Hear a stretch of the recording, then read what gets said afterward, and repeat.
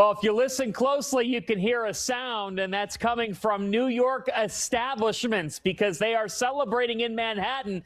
The Knicks, for them, that's more like it, a business-like performance as they beat the Atlanta Hawks 114-98 to even the series at 2 games apiece and take it back to Madison Square Garden on Tuesday night. This is a weekend edition of The Association, breaking down all of the NBA playoffs. I'm John Fanta.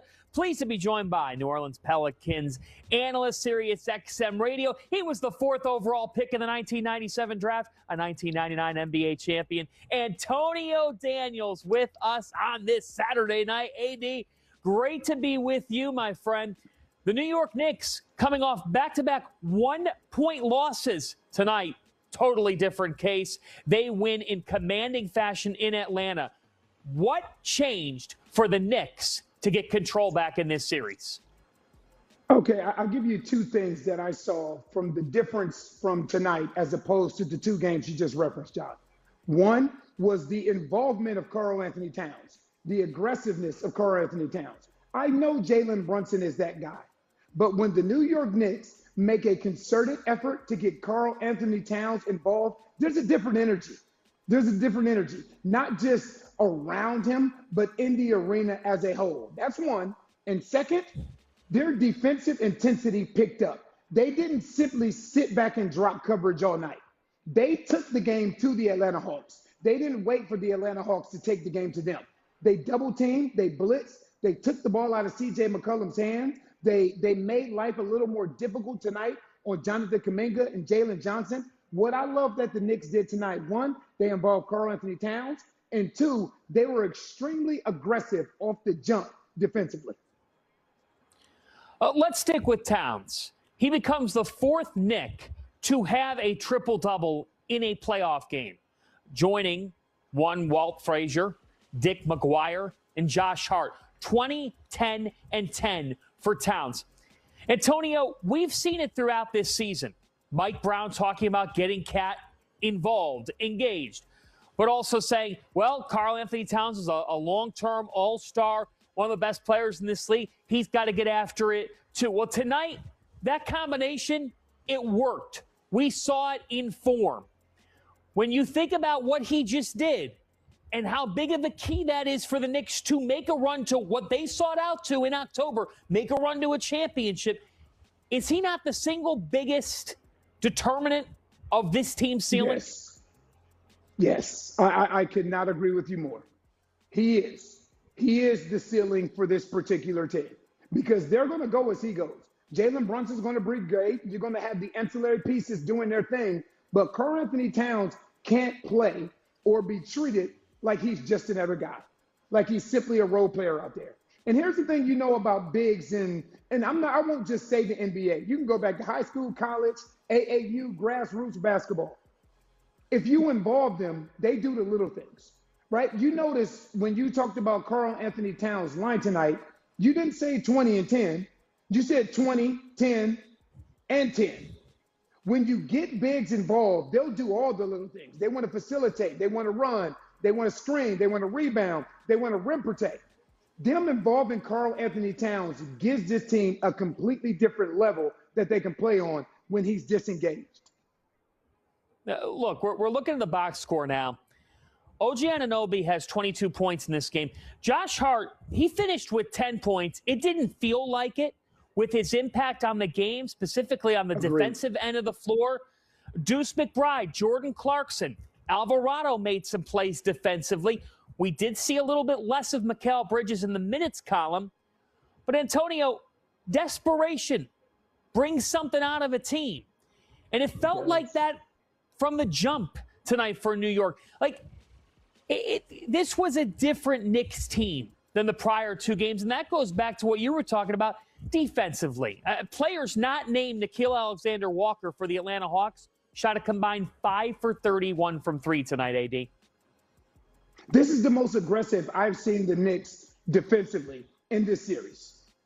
And again, there are different times throughout the course of games where you can ramp up the defensive intensity, right? In the last 5 minutes of games and the clutch time where games get bogged down. I'm talking about from the jump today. And the word that you used, John, that I could not agree with you more is desperation. The Knicks played a defensively desperation type of basketball game. They did not wait. They didn't sit back and say, all right, well, let's see how the Atlanta Hawks are going to play. They took the game to the Atlanta Hawks from the jump. And Atlanta had a difficult time kind of adjusting, which had them chasing the game for the majority of the game. This is the best version of the New York Knicks for me, where you have different guys that are involved offensively, but defensively, you use that quickness, you use that speed, you use that aggressiveness, you use that athleticism, and get after teams and not simply sit back and wait for teams to throw the first punch.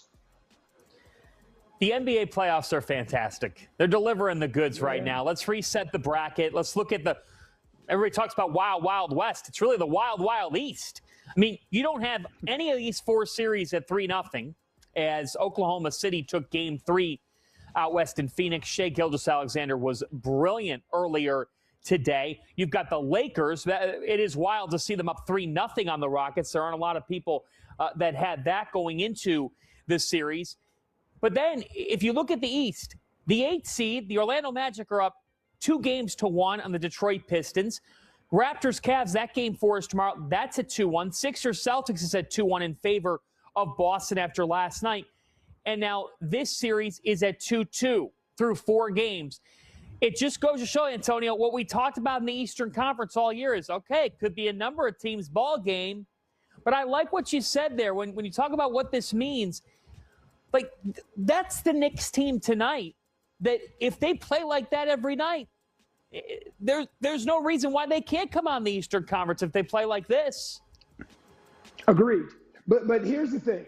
You're talking about teams that are at their best. Today is one of the games where the Knicks are at their best. So the question that you ask yourself, can this Knicks team at its best beat the Detroit team at its best or beat the Boston team at its best? Because that's really what it comes down to.